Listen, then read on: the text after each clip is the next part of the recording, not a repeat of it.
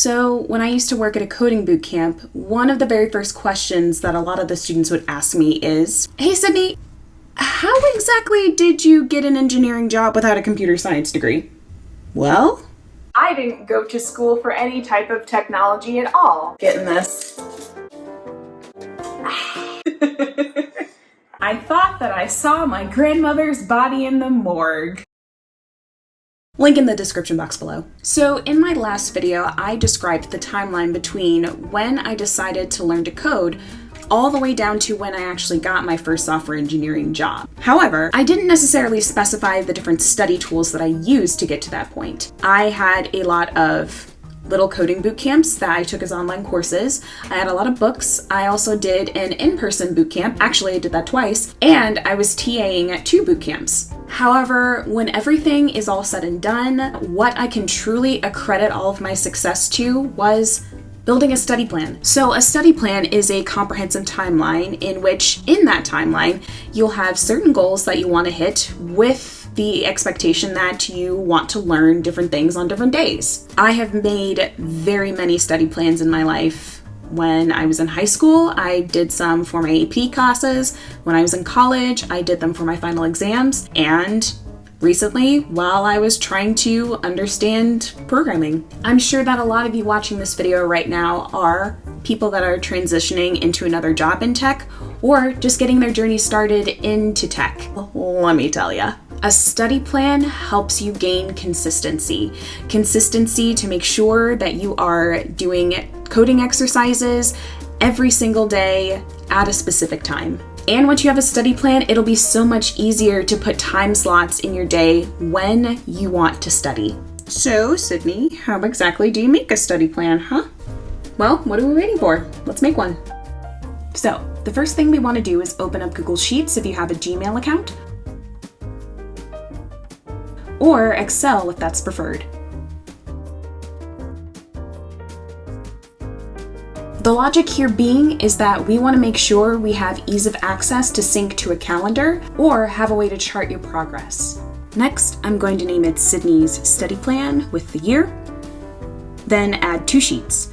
The first sheet is going to be called course materials, and the second sheet will be called schedule or study plan, whichever you prefer. The first sheet will hold a list of your materials, table of contents. So gather all of your books, your online course materials, as well as your in-person class syllabi. Name all your courses down the row at the top of the page. Then, in a column, list all of the chapters and names.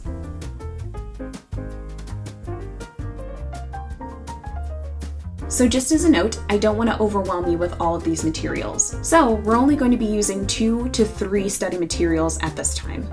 Now go to the second sheet we called study plan or courses and make 5 columns. Name the first number with a hashtag. The second, you're going to name day. The third, name it course or module. The fourth will be named done with a question mark. And the fifth is where you can put little notes. Now this here is starting to get important, so listen up. In the number column, we will number each row from day 1 all the way down to day 30, or 60 if you want. This is because we want a short burst of a study plan. We don't want you to overwhelm yourself with a 90 or 100 or 120 day study plan, because sometimes that's not exactly realistic. And this way you'll have a little bit of flexibility to make sure that if you don't like the course, you can try something else. Or if you can't study that day, you can readjust your schedule to however you need to. For the day column, choose a date to start, then date each row down the column until you hit your 30 or 60 day point. Now, before we get into the course and module column, I would recommend that you take the time to calculate all of the chapters that you have for each course, module, or book, and then set realistic expectations to what you believe you'll be able to learn in those certain days.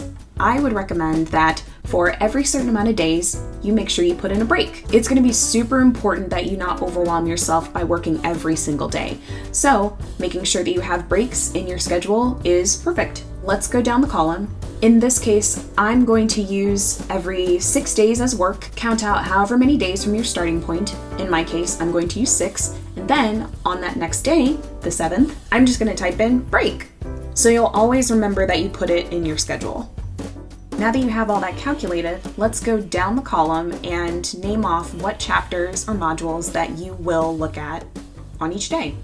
I implore you to please make sure you're being reasonable with yourself and set good expectations for you to make sure that you're learning as well as not overwhelming yourself with this study plan. This 60-day study plan for me guarantees that I only focus on 1 to 2 courses, and from there, I'm not overwhelmed with looking at all the work that I have for each day.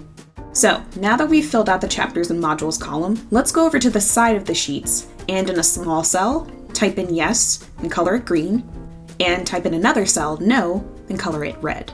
This is so that every time you complete a chapter, or don't complete a chapter, you're able to just easily copy and paste what you did that day. The notes in the last column is if you accomplish more in that study day, or if you haven't accomplished all of your goals. That way, you can note exactly where you left off and where to continue. The next step, and probably the most important one, is to start executing this.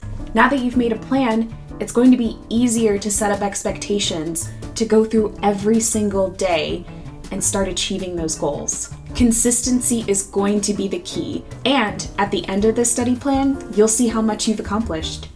I made this study plan specifically for myself as an engineer, but this can be used in any sort of context. That's specifically if you're a programmer or a person that's new into tech, you're a designer, you're an engineer, taking one of the AWS courses, or just practicing for interviews. I would suggest joining me on Twitter to record all of your progress in 100 days of code. So this movement is exactly what it says to be. You're going to be coding or studying concepts for 100 days, and you're going to track your progress on Twitter. There are thousands of users every day who are using the hashtag 100 days of code to track their progress and to get encouragement from others that are also doing the movement. And if you want to find out more information or just see how the movement started, you can go to 100daysofcode.com. And if you haven't already done so, make sure that you subscribe to my channel and follow me on all my socials to see my progress. My name is Sidney, and I'll see you next time.